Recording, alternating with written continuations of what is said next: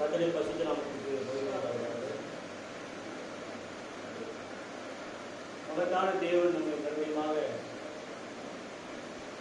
அவருடைய ஆனந்த ஸ்தலத்தில் மீண்டுமாக நம்மை கொண்டு வந்து சேர்ப்பதற்காக கர்த்தருக்கு நன்றிகளை செலுத்தலாம்.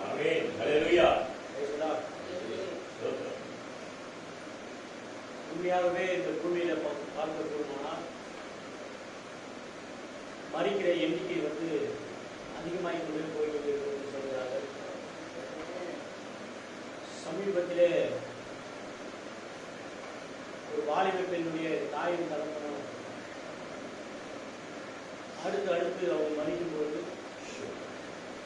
2 பேருடைய மரணத்தை கேட்ட அந்த வாலிபரை ஸ்திரீ அவர் வழங்கி கீழே விழுந்தார். அவரும் ஒரு மருத்துவமனையில் சேர்க்கப்பட்டு ஒரு தாயின் தகவலை யார் அடக்கம் செய்வார்கள் இருக்கிறதான அந்த துக்கமாக இருக்கிற வேலையில அநேக அந்த அடக்காதை செய்தார்கள். இதேபட்டதான ஒரு பயங்கரமான காலத்தில் கர்த்தர் தாமே நம்மை ஜீவனோடு கூட வைத்திருக்கிறார் என்றால் அது அவருடைய வேறுபட்ட கிருபை. மருத்துவமனையில் சென்று அநேக இன்ஜெக்ஷனும் மருந்துவரை நமக்கு சரீரத்தை செலுத்தினாலும் தேவனுடைய அந்த இரக்கமான அந்த கிருபை இல்லாம நம்ம மருத்துவமனை வெளியே வரவே முடியாது. அவருடைய அளவில்லாத கிருபை தான் நம்ம எப்படியாக வழிநடத்துவது பிரியமானவர்கள. எனவே நீங்கள் கர்த்தரை துதிங்கள், அவருடைய நாமத்தை ஸ்தோத்திரம் பண்ணுங்கள். இந்த பூமியில உலகத்தில மிக சிறந்த ஒரு பாதுகாப்பு ஒருவர் இருக்குமானால் தேவனை தவிர இயேசுவை தவிர யாருமே இல்லை. அவருடைய கிருபை நம்மை நேசித்ததுக்காக நம்ம அவரை துதிக்கலாம். உண்மையாகவே நம்ம அவருடைய ஒரு அருமையான பாடலை நம்ம கேட்டோம்.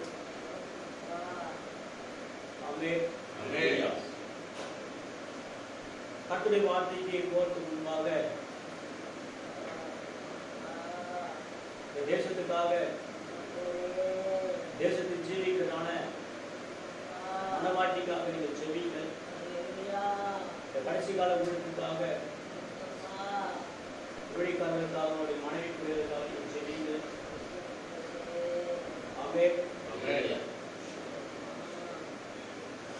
அவங்க நிமித்தம் தான் இந்த பூமியானது வேதிக்கிறது என்று தீர்க்கதரிசி சொல்கிறார். மனவாட்டி எடுத்துக்கொள்ளப்பட்ட பிறகு இந்த பூமியை காப்பாற்ற எந்த ஒரு ராஜாவாலும் முடியாது, முதலமைச்சராலும் முடியாது. மனவாட்டி எடுத்துக்கொள்ளப்பட்ட பிறகு மனவாட்டி நிமித்தம் தேவன் இந்த பூமி மீது இறங்க வைக்கிறார். எனவே மனவாட்டி அந்த சபையில தேவனுடைய வார்த்தைக்காக உத்தமமா இருக்கக்கூடியதான அவருடைய தேவனுடைய மனைவிக்காகவும் ஊழியர்களுக்காக செபிங்கள். கர்த்தரியாக உங்களுடைய ஆசீர்வாதமாக இன்றைக்கு வேதத்திலிருந்து நம்ம ஒரு பகுதியை நம்ம வாசிக்கலாம். வேதத்தை முன்பாக விஷயங்களை எழுதிக்கலாம். பரிசுத்த யோவான் எழுதின சுவிசேஷ புத்தகத்தில் 17ஆம் அதிகாரம் 1-3 வரைக்கும் நான் வாசிக்கிறேன். 153வது பகுதி நினைக்கிறேன்.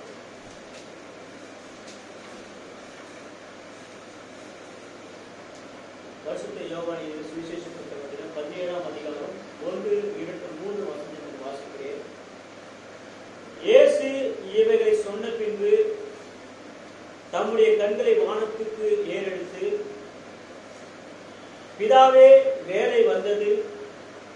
நீர் உம்முடைய குமாரனுக்கு தந்த யாவருக்கும் அவர் நித்திய ஜீவனை கொடுக்கும் பொருட்டு மாம்சமான யாவை மேலும் நீர் அவருக்கு அதிகாரம் கொடுத்தபடியே உம்முடைய குமாரன் உம்மை மகிமைப்படுத்தும்படிக்கு நீர் உம்முடைய குமாரனை மகிமைப்படுத்தும்.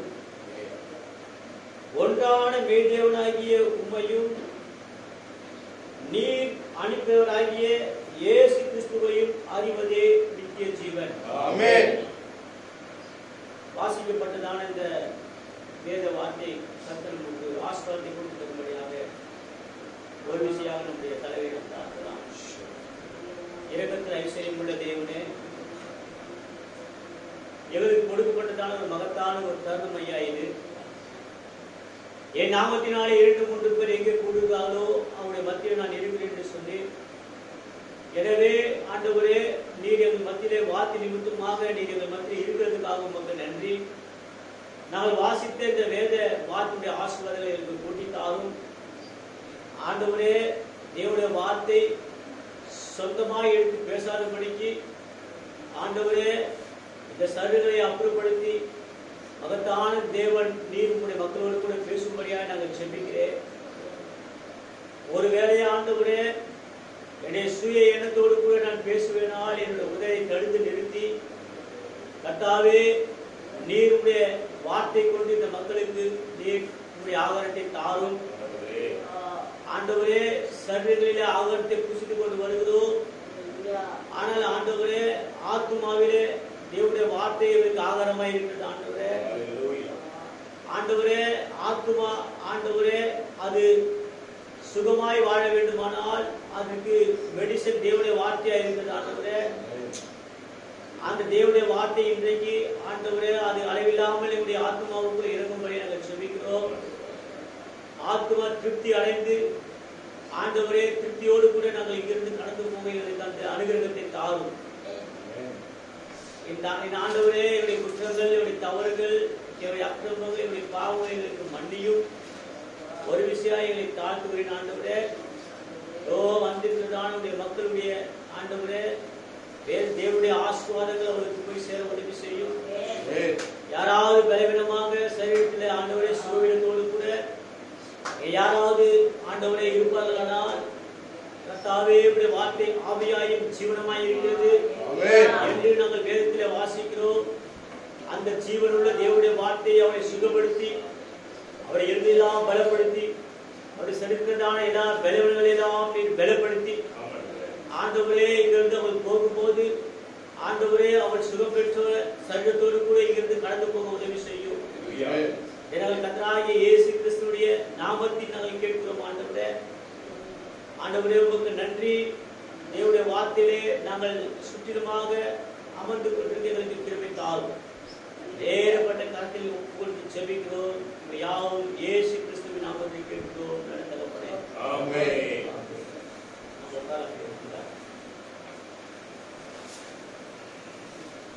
Praise the Lord.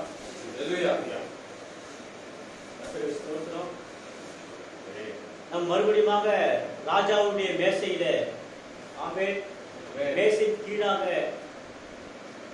நாம் எல்லாரும் அமர்ந்து கொண்டிருப்பதற்காக கர்த்தருக்கு ஸ்தோத்திரம். ஹல்லேலூயா. ராஜா மேசையிலிருந்து நமக்கு அப்பத்தை பிட்டு தருவாராக. ஆமென். ஹல்லேலூயா. யார் அந்த ராஜா என்றால், அந்த மகத்தான தேவன் கர்த்தராகிய இயேசு கிறிஸ்து அவருடைய மேசையிலிருந்து அப்பத்தை நமக்கு பிட்டு தருவாராக. ஆமென். ஹல்லேலூயா. உண்மையாகவே ராஜா கொடுக்கிறதான அந்த அப்பத்தை ஆமென் சாப்பிடுவதற்கு பிரியமாய் இருக்கிறவர்கள், வாஞ்சியா இருக்கிறவர்கள் ஆமென் அது மேல தாகமா இருப்பார்கள். ஓகே, பிரியமான கர்த்தருடைய ஆசீர்வதிப்பாராக. வாசித்ததான இந்த தேவனுடைய வார்த்தையிலிருந்து நான் ஒரு தலைப்பெடுத்துக் கொள்ள விரும்புகிறேன். அது என்ன தலைப்பு என்றால், இயேசு கிறிஸ்து யார் என்று அறிந்து கொள்வது. ஆமென். இயேசு கிறிஸ்து யார்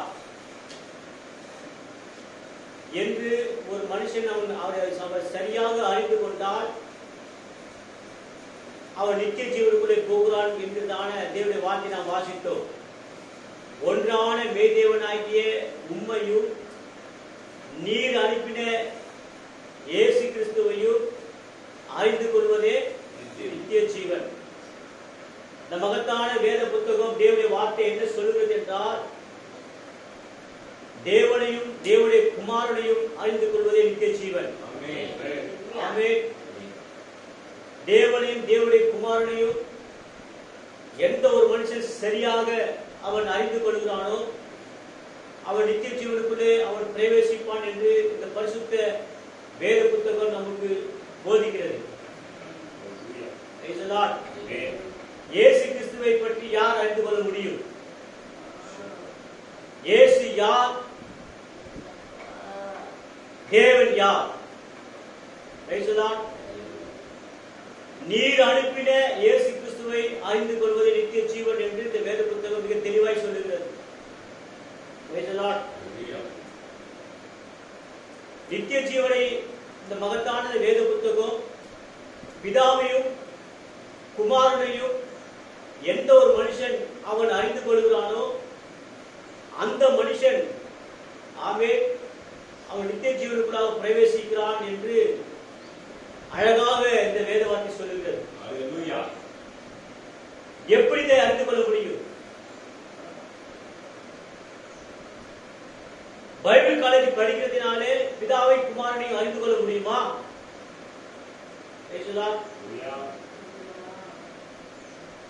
இன்றைக்கு அநேகரை போய்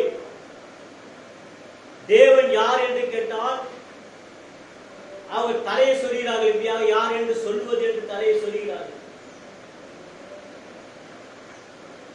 பாடி ஆராதிக்கிற உங்களுடைய தேவன் எத்தனை பேர் என்று கேட்டால் அவர்கள் சொல்வதற்கு நேரத்தை எடுத்துக் கொள்கிறார்கள். அதை சொல்வதற்கு அவங்க யோசிக்கிறார்கள். ஏனென்றால் நித்திய ஜீவன் பிதாவையும் அவருடைய குமாரனையும் அறிந்து கொள்வதே என்று வேதம் சொல்லுகிறது. தேவன் யார்? அவருடைய குமாரன் யார்? இன்றைக்கு அநேகர் எப்படி இதை போதிக்கிறார்கள் என்றால் இயேசு கிறிஸ்து இரண்டாவது நபர் என்று போதிக்கிறார்கள்.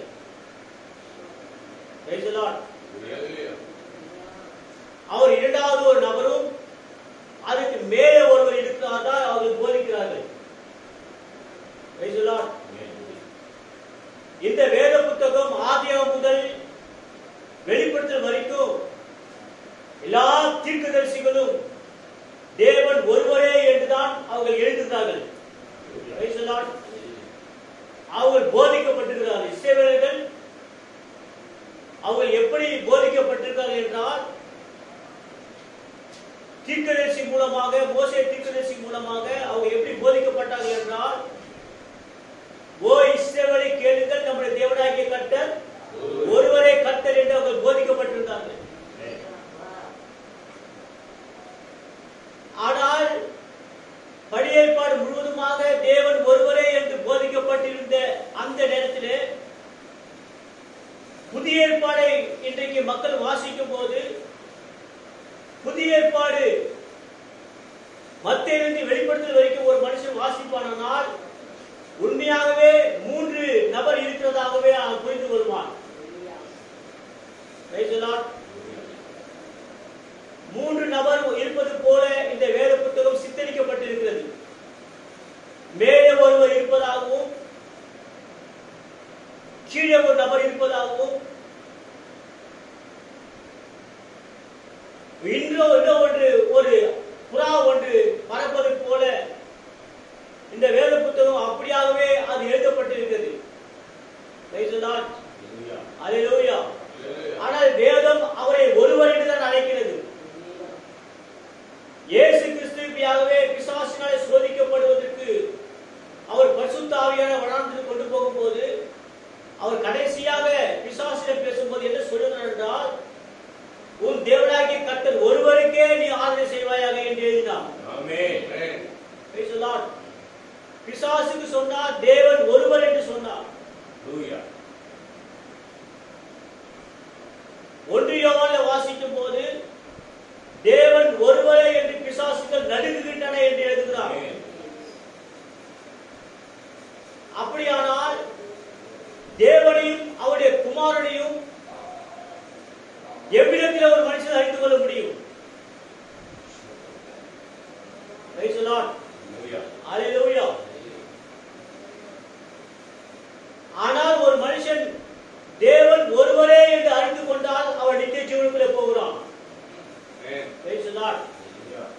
அல்லேலூயா. இந்த பரிசுத்த வேத புத்தகம் ஒரு மனிதன் புரிந்து கொள்வதற்காக எழுதப்பட்ட புத்தகம் அல்ல. ஆமென்.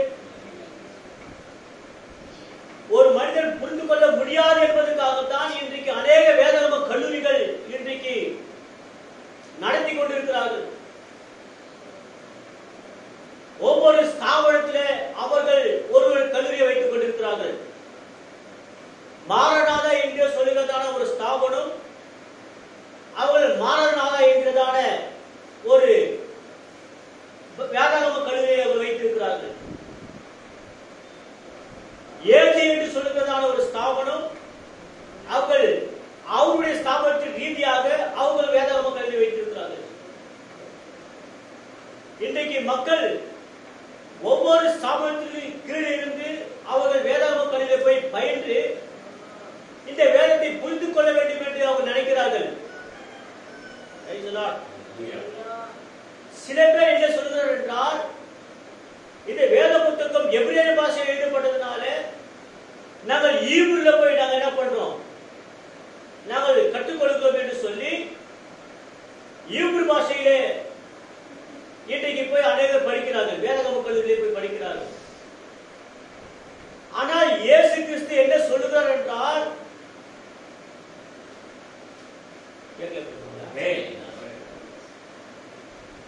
மார்க்கு 7ஆம் அதிகாரம் 7ஆம் வசனத்தில் அவர் என்ன சொல்லுகிறார் என்றால், மனுஷனுடைய கற்பனைகளை உபதேசமாய் அவர்கள் போதித்து வீணான ஒரு ஆராய்ச்சி செய்கிறார் என்று சொல்லுகிறார். அல்லேலூயா. ஆனால் இவர்கள் இயேசு கிறிஸ்துவை அறிந்து கொள்வதற்காக, இயேசு கிறிஸ்து யார் என்று அறிந்து கொள்வதற்காக அவர்கள் வேதாகம கல்லூரியில் போய் பயின்றும், ஆமென், இன்னைக்கும் மக்களுக்கு தேவன் யார் என்ற ஒரு குழப்பமான ஒரு சூழ்நிலை அவர்கள் இருக்கிறார்கள்.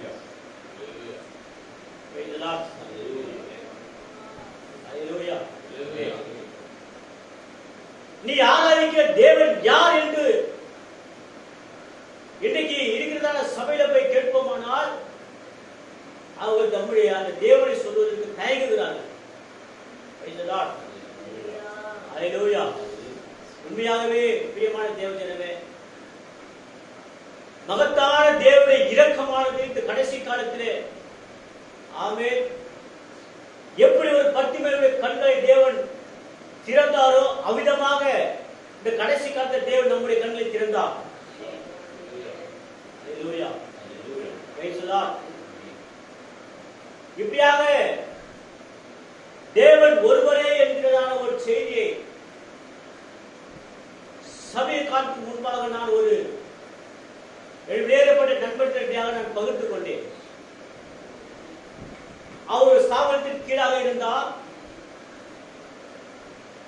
அவருக்கு நான் தேவன் ஒருவரே என்று வேத புத்தகத்தை வைத்து ஆதியாகமத்தில் வெளிப்படுத்தல் வரைக்கும் தேவன் ஒருவரே என்று அவருக்கு காட்டும் பொழுது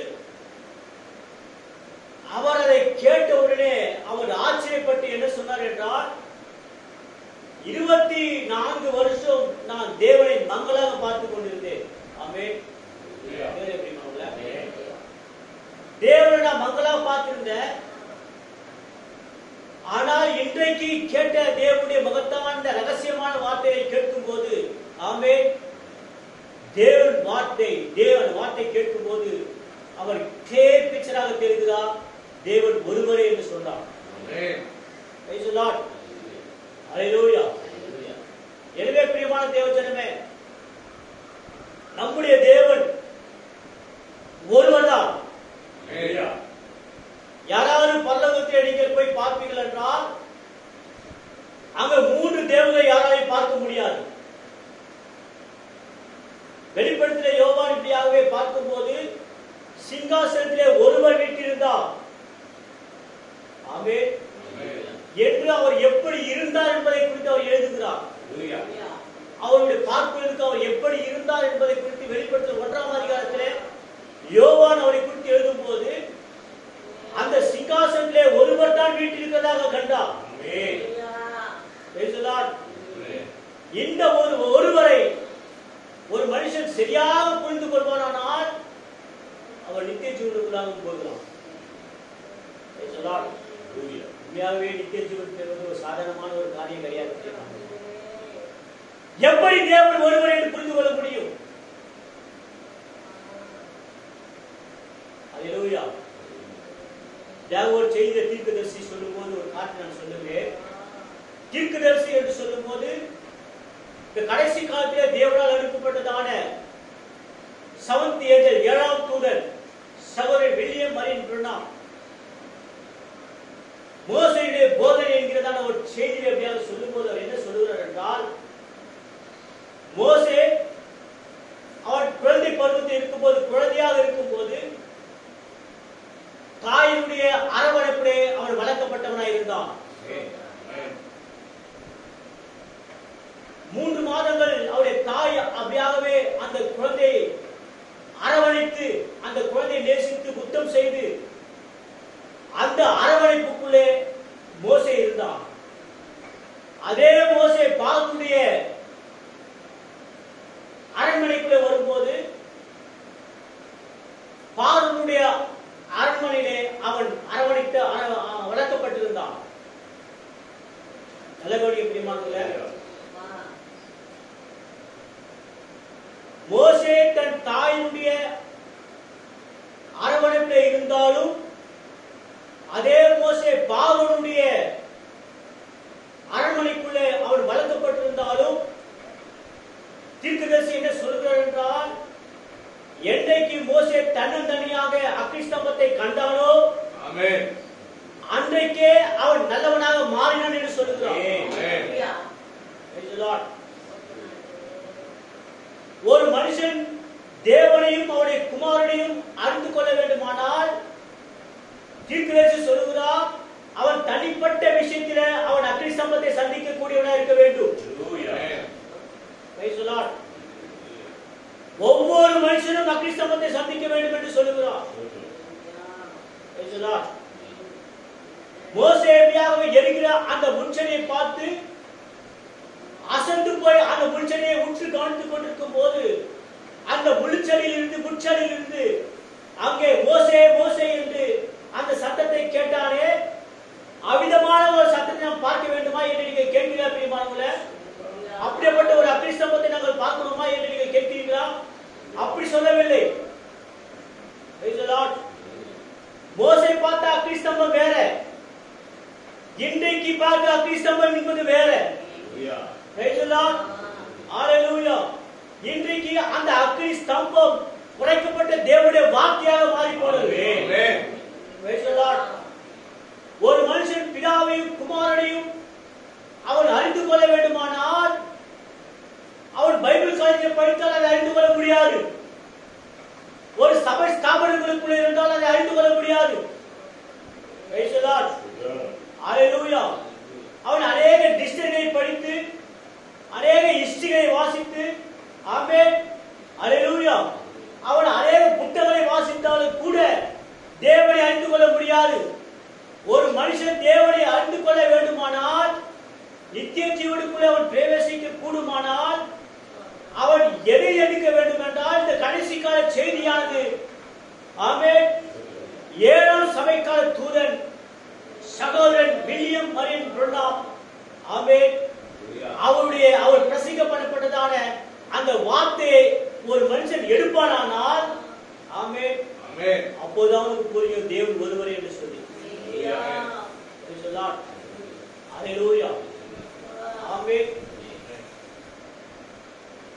மகத்தான அந்த தேவன்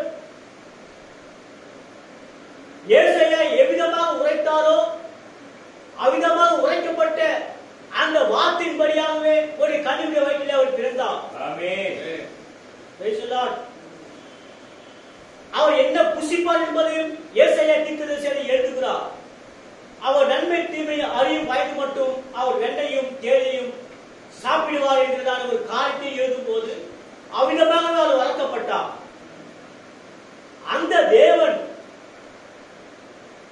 மக்கள் மத்தியிலே நடந்து போகும்போது, மக்களோடு கூட மக்களாய் நடந்து போகும்போது, அந்த தேவனை யாரும் அடையாளம் கண்டுபிடிக்க முடியவில்லை.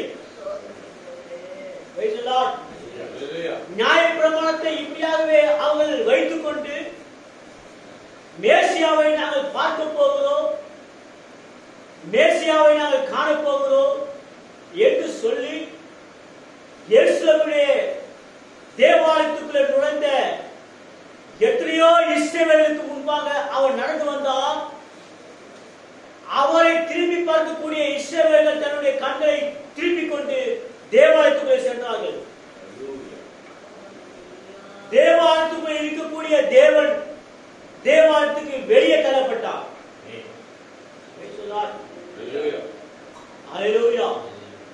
ஆனால் அவர் எப்படி உரைக்கப்பட்டாரோ அவ்விதமாகவே அவர் நடக்க ஆரம்பித்தார்.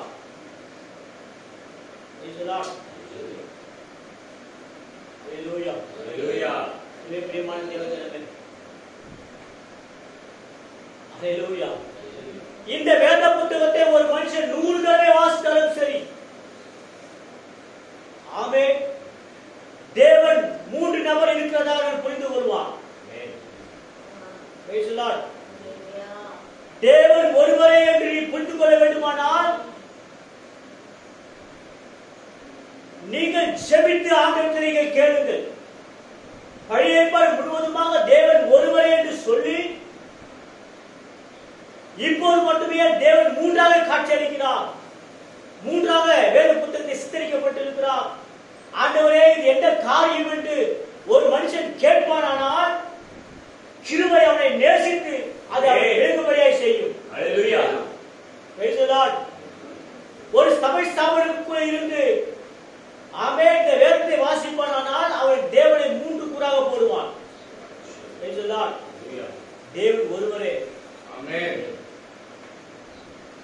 மார்க் 12ஆம் அதிகாரத்திலே இப்படியாகவே ஒரு பரிசேயன் இப்படியாகவே ஒரு வார்த்தை கேட்கிறான். கற்பனையில் பிரதான கற்பனை என்னவென்று என்னை கேட்கிறான். அதற்கு இயேசு சொல்லுகிறார், கற்பனையில் பிரதான கற்பனை என்னவென்றால் இஸ்ரவேலுக்கு நம்முடைய தேவனாகிய கர்த்தர் ஒருவரே கர்த்தர். அதான் கற்பனை. அப்படியானால் அதை சொன்னாரே, இவர் யார்? தேவன் ஒருவரே என்று சொன்னார். ஒரு இடத்துல வாசிக்கும் போது, யோவான்ல வாசிக்கும் போது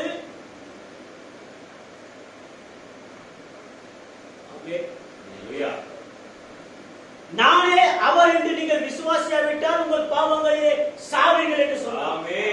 நான் தான் அவர், நான் தான் தேவன் என்று நீங்கள் அறியாவிட்டால் உங்களுடைய பாவங்களிலே சாவீர்கள் என்று கேட்டார் சொன்னார். அதுக்கு அங்க இருக்கிறதான மக்கள் அவரை பார்த்து என்ன கேட்டார்கள் என்றால், அப்படியானால் நீ யார் என்று கேட்டார்கள். அதற்கு அவர் பதில் சொன்னார், நான் ஆதி முதலாய் சொல்லப்பட்டவன் நானே என்று சொன்னார்.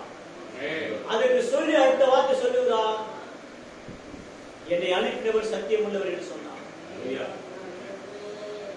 ஆனால் இவர் தன்னை நான் தான் என்று சொல்லி அதற்கு பிறகு என்னை ஒருத்தர் அனுப்பினார் என்று சொல்லுகிறார். இதை யாரை குழப்புவதற்காக, பிரியமான தேவஜனமே, யாரை குழப்புவதற்காக இதை செய்தார் என்றால், அல்லேலூயா, பரலோக ராஜ்யத்துக்குள்ளே யாரெல்லாம் வரக்கூடாதோ அந்த மக்களுக்கு அவர் குழப்பினாரே தவிர பரலோகத்துக்கு வருவதை குழப்பவில்லை.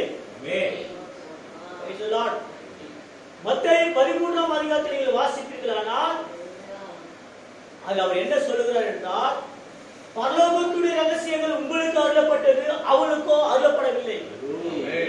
தேவன் யாருக்கோ தன்னுடைய ரகசியத்தை சொல்லுகிறார், தேவன் யாருக்கோ தன்னுடைய ரகசியத்தை மறைக்கிறார். அல்லேலூயா. தேவன் தன்னுடைய ரகசியத்தை யாருக்கு சொல்லுகிறாரோ அவர்கள்தான் அவர் ஒருவர் என்று புரிந்து கொள்வார்கள். மற்றவர்கள் சொன்னாலும் அவர்கள் புரிந்து கொள்ள போவது கிடையாது, அவர்களுக்கு நித்திய ஜீவனுக்கு வரப்போவதும் கிடையாது. எனவே தேவன் அவரை தன்னை யார் என்று அவளுக்கு தன்னை மறைத்தார். அல்லேலூயா, பிரைஸ் தி லார்ட். எனவே பிரியமான தேவஜனமே, ஒரு மனுஷன் இந்த தேவன் மூவரா இருவரா ஒருவரா என்று தெரிந்து கொள்ள வேண்டுமானால், ஆமென், கடைசி காலத்திலே தேவனால் அனுப்பப்பட்டதான ஒரு மனுஷன், ஆமென், எலியாசர். அல்லேலூயா. தீர்க்கதரிசி.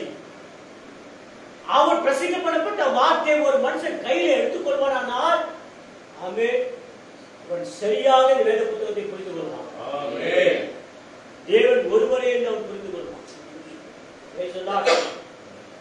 ஒரு நாள் பிரியமான தேவஜனமே, சிமியோன் என்கிறதான ஒரு மனுஷன் இயேசு கிறிஸ்துவை விருந்துக்காக தன்னுடைய வீட்டுக்கு அழைத்தான். இது எல்லாருக்கும் அந்த சம்பவம் தெரியும். சிமியோன் என்கிறதான ஒரு மனுஷன் இயேசு கிறிஸ்துவை விருந்துக்காக தன்னுடைய வீட்டுக்கு அழைத்திருந்தான். இயேசு கிறிஸ்து மாத்திரம் அழைக்கவில்லை, அநேக பிஷப்பை அழைத்திருந்தான், அநேக வேதபாரனை அவன் அழைத்திருந்தான், பிரதான ஆசாரியனை அவன் அழைத்திருந்தான், அநேக நெருங்கின அவனுடைய சொந்தங்களை அழைத்திருந்தான், அவன் போகிறதான சபை விசுவாசிகளை அவன் அழைத்திருந்தான், அவன் அநேகரை அழைத்திருந்தான். அநேக விருந்துக்கு வந்தார்கள். அநேக கரங்களிலே நியாயப்பிரமாண புஸ்தகம் இருந்தது.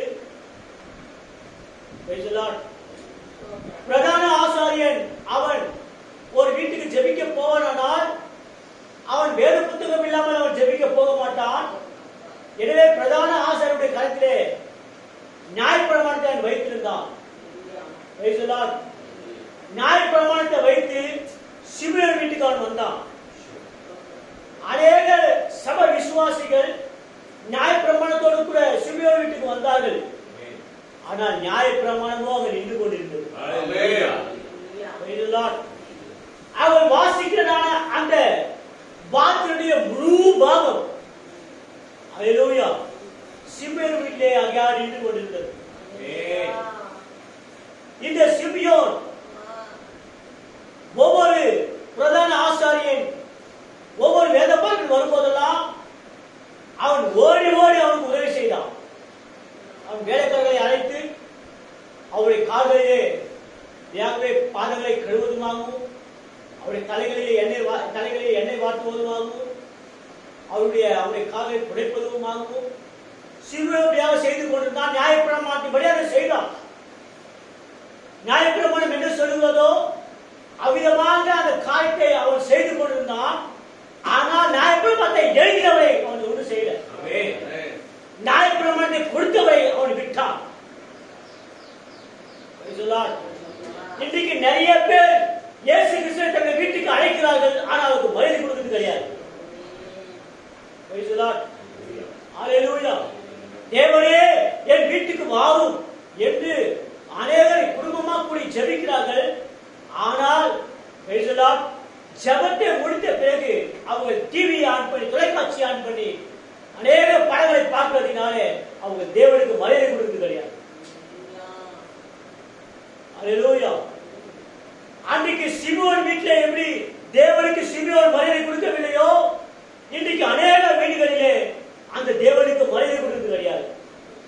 ஆனால் தேவன் வர வேண்டுமா, ஆனால் அவருக்கு மரியாதை கொடுக்கிறது கிடையாது.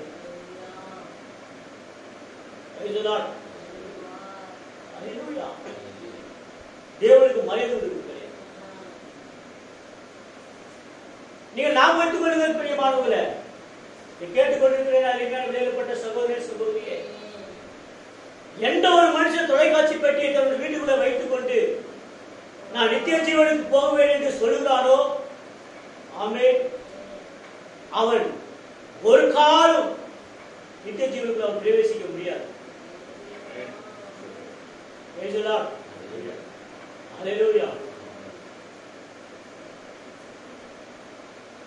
ஒரு காலம் நித்திய ஜீவனுக்கு பிரவேசிக்க முடியாது. சிமியோன் வீட்டிலே நித்திய ஜீவனாக நின்று கொண்டிருந்தார். ஆமென்.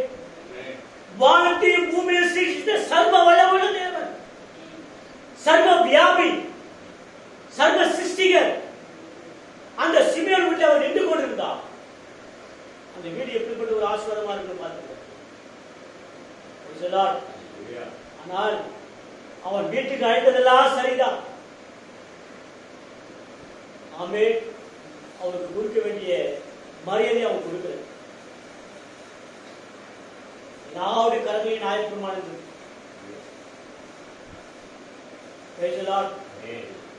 பிரதான ஆசாரியர் நியாயப்பிரமாணத்தோடு கூட அவன் வாகனத்தை விட்டு இறங்கி சிமியோன் வீட்டுக்கு கம்பீரமா நடந்து வருகிறான். கையில் நியாயப்பிரமாணத்துக்கு கூட போகலாம். ஏனென்றால் சிமியோன் வீட்டில் ஜெபிக்க வேண்டுமானால் நியாயப்பிரமாணத்துக்கு வாசிக்க வேண்டும். அநேக நியாயப்பிரமாணத்தோடு கூட வேத புத்தகத்தோடு கூட நின்று கொண்டிருக்கிறார்கள். ஆனால் ஒரிஜினல் வேத புத்தகமோ ஓரமாக நின்று கொண்டிருக்கிறது.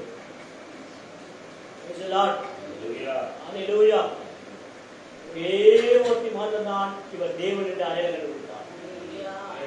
கண்டுபிடித்தார். வேதத்தை போதிக்கிறதான பிரதான ஆசாரியன் இவர் தேவன் என்று அடையாளம் கண்டுபிடிக்கவில்லை. வீட்டுக்கு அழைத்த சிமியோன் இவர் தேவன் என்று அடையாளம் கண்டுபிடிக்க முடியவில்லை. வேத பாடகர் இவர் தேவன் என்று அடையாளம் கண்டுபிடிக்க முடியவில்லை. அல்லேலூயா. ஆனால் எல்லாராலும் பிரபலப்பட்ட கேடு கட்டதான ஒரு ஜீவத்தை இருக்கக்கூடியதான ஒரு ஸ்திரீ, அல்லேலூயா, இவர் தேவன் என்று அடையாளம் கண்டுபிடித்தார். அல்லேலூயா. வேறப்பட்ட அந்த தைலத்தை கொண்டு வந்து அப்படியாகவே அவளை பார்த்து கொண்டிருந்தார். ஒரு பாவியான ஒரு ஸ்திரீ அவர் நின்று கொண்டிருந்தார்.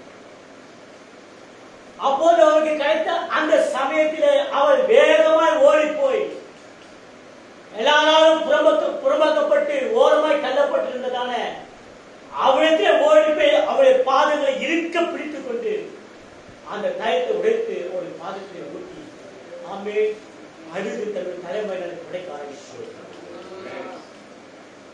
தீர்க்கதரிசி வில்லியம் மரின் பிரணம் சொல்லுகிறார், அப்போது அந்த பாவியான ஸ்திரீ அவளுடைய பாதத்தை பிடித்து அவள் அழுது கொண்டிருக்கும் போது அவளுடைய பாதங்களை கழுவுற அளவுக்கு அவருடைய கண்களிலே தேவன் கண்ணிலே சிருஷ்டித்தார் என்று சொல்லுகிறேன்.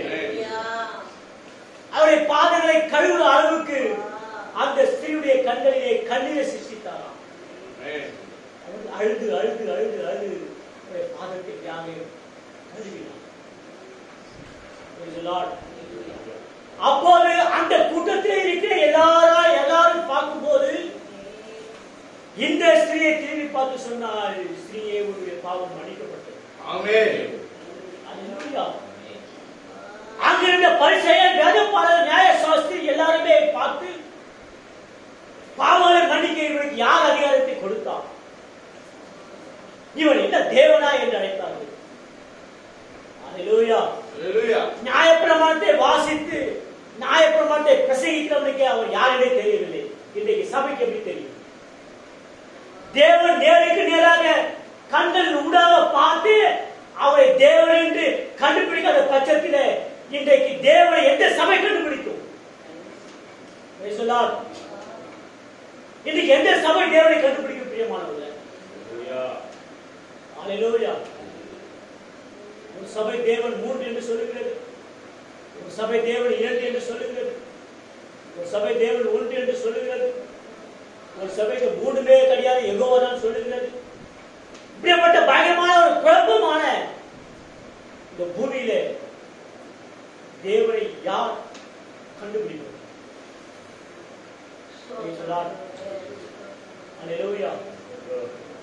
தேவனை யார் கண்டுபிடிப்பது? முதல் வருகையிலே அவர் தீர்க்கதரிசியான மனுஷகுமாராக வரும்போது அன்றைக்கு இருந்த இஸ்ரவேலர்களோ அவரை யார் என்று அடையாளம் கண்டுபிடிக்க முடியவில்லை.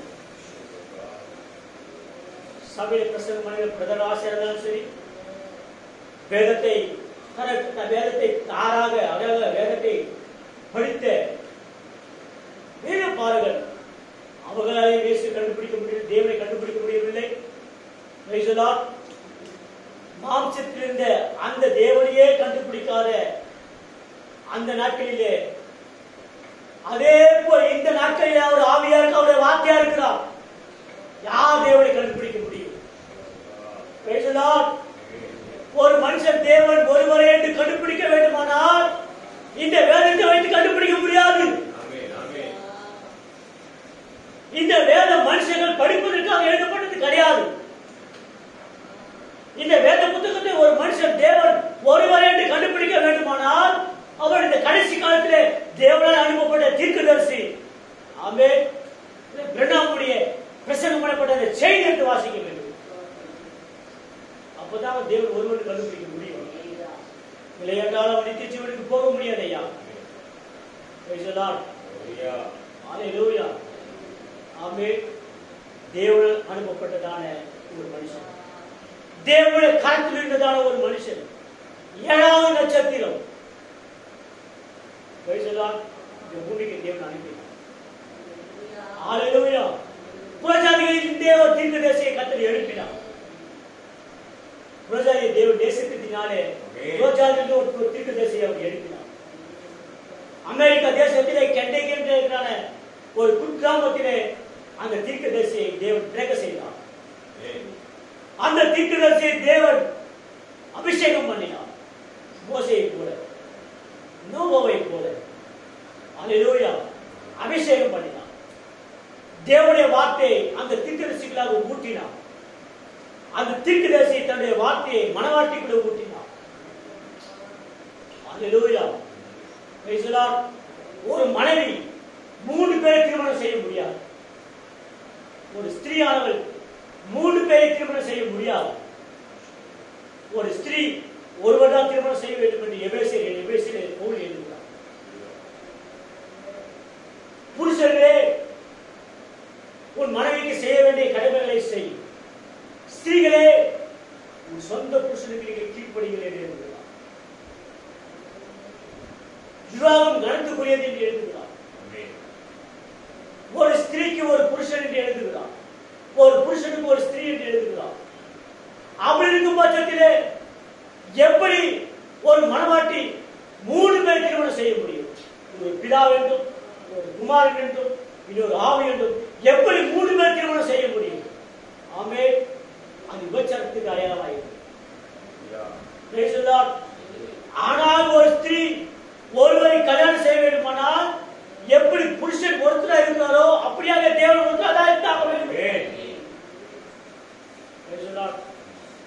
அந்த தேவன் தான் கர்த்தராகிய இயேசு கிறிஸ்து. ஆமென். மாம்சத்தில் வெளிப்பட்டவர் தேவன். ஆமென். ஹல்லேலூயா. உண்மையாகவே தேவன் ஒருவர் என்று நீங்கள் புரிந்து கொள்ள வேண்டும் என்றால், உண்மையாக தேவன் ஒருவரே என்று நீங்கள் அறிந்து கொள்ள விரும்பினால், தயவுசெய்து நீங்கள் போன் பண்ணி கூட என்று நீங்கள் கேட்கலாம்.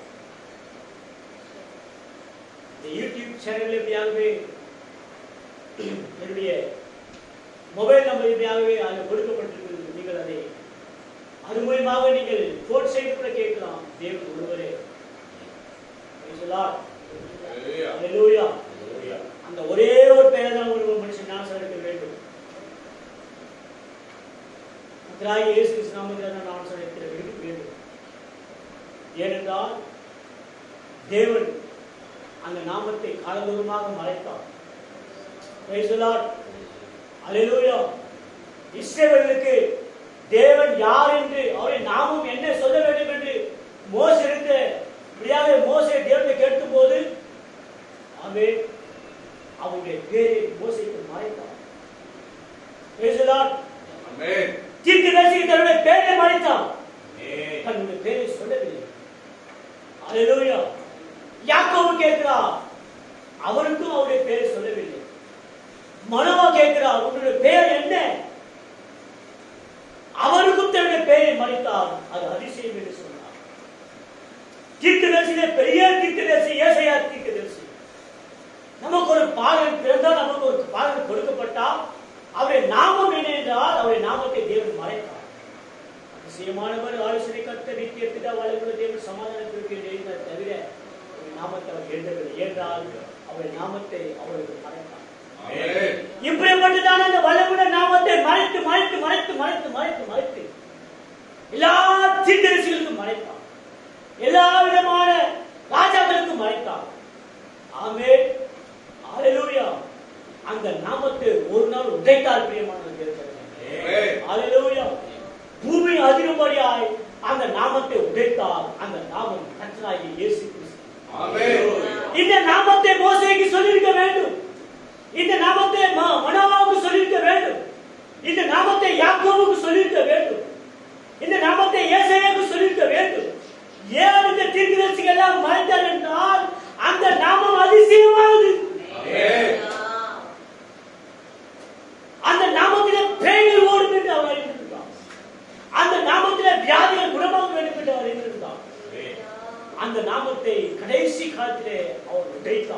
முத்திரை உடைத்தார்.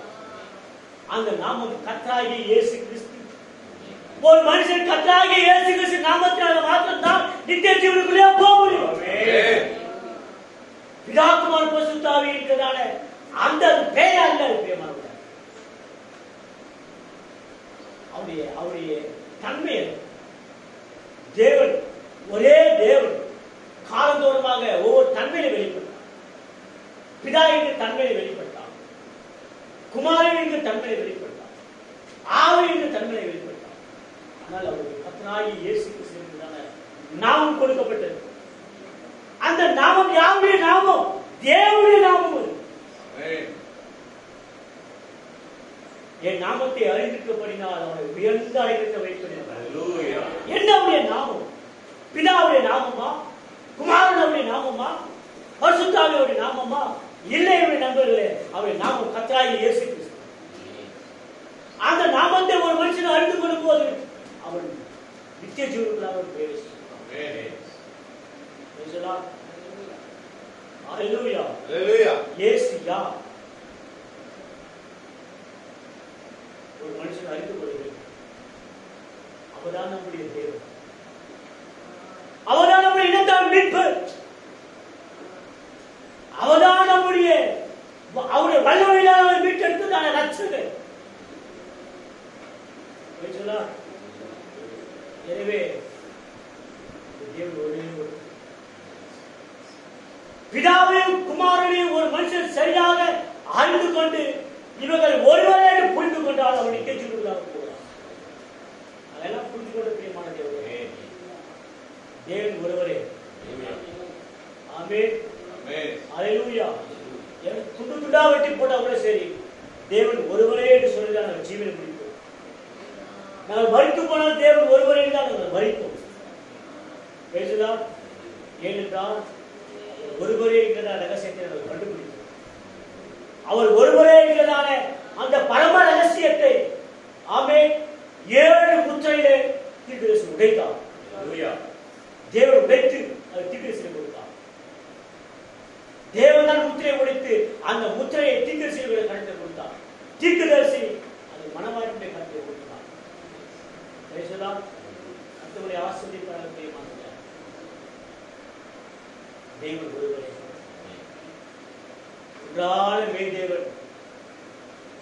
அவர் அழைத்த இயேசு. இவர்கள் யார்? உங்களுக்கு புரியவில்லை என்றால் நீங்கள் தயவு செய்து நீங்கள் கேட்டுக்கொண்டிருக்கிற நேர்பட்ட சகோதர சகோதரியே, நீங்கள் செவியுங்கள், மன்றாடுங்கள். அவர்களை விளக்குற வரைக்கும் நீங்கள் ஜெபத்தை விடாதீர்கள். ஆண்டவரே, நீங்கள் விளக்குற வரைக்கும் நாங்கள் ஜெபத்தை விட்டு எழுந்து போவது இல்லை. எங்களுக்கு அதை விளக்கும் ஆண்டவரே, விளக்கும் ஆண்டவரே, விளக்கும் ஆண்டவரே என்று செவியுங்கள். இரக்கத்தில் ஐஸ்வர்யம் உள்ளவர் உங்களை இறக்க வைத்து அது ஒருவரே என்று உங்களுக்கு புரிய வைப்பார். அந்த தேவனை புரிய வைத்தார். எந்த விதமான குழப்பமும் கிடையாது. தேவன் ஒருவரே. ஆசிர்வதிப்பாராக.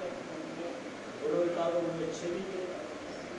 பயங்கரமான கொரோனா என்கிறதான அந்த வியாதி மக்களை கொண்டு தேவ மக்கள் வருகிறதுக்கு முன்பாக ஆமென் செவிங்கள்.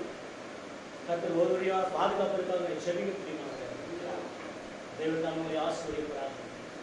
அடுத்த வாரம் வருமான சந்தி அதுவரைக்கும் கர்த்தர் இருக்கிற உங்களை உங்கள் குடும்பத்தை கர்த்தர் ஆசீர்வதிக்கிறாங்க. யாவர் தந்தை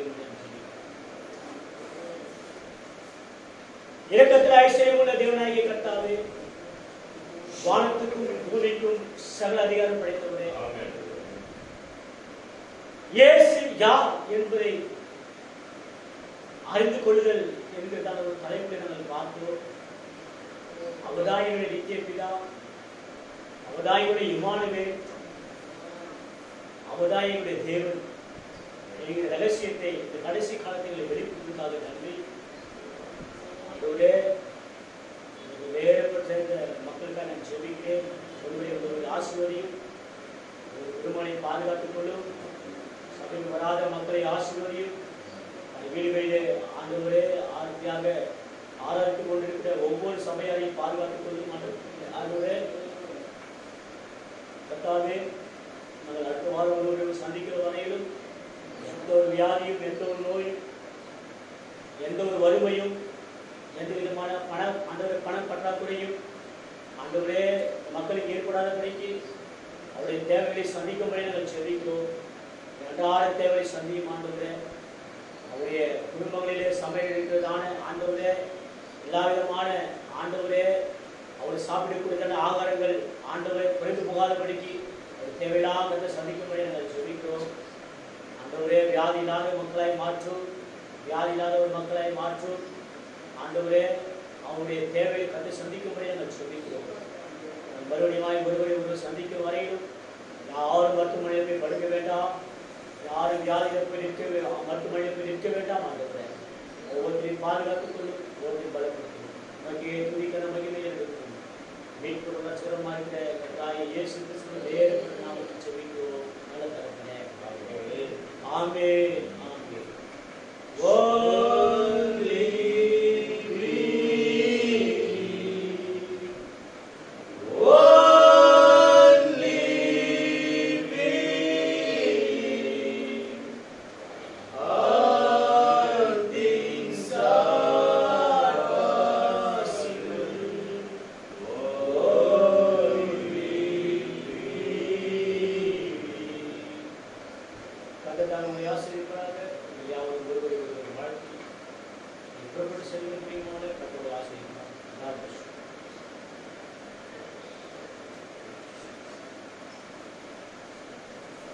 Hallelujah.